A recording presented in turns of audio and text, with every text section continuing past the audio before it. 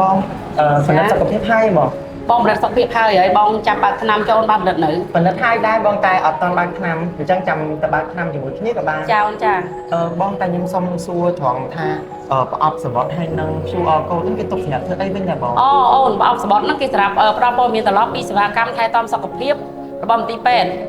អញ្ចឹងបើសិនជាខ្ញុំចង់ផ្ដល់ព័ត៌មានត្រឡប់ទៅខាងមន្ទីរពេទ្យពីសេវាកម្មរបស់មន្ទីរពេទ្យហ្នឹងយើងត្រូវធ្វើមិនវិញបងអូអញ្ចឹងយើងទៅផ្ដល់ព័ត៌មានទាំងអស់គ្នាហ្មងអញ្ចឹងក៏បានដែរបងតាបង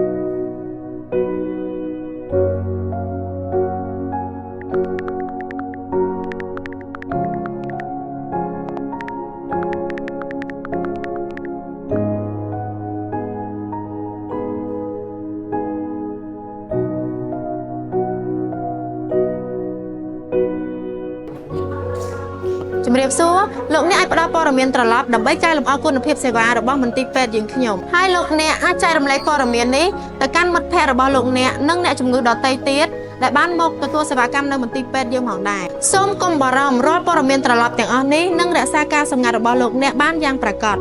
សូមអរគុណ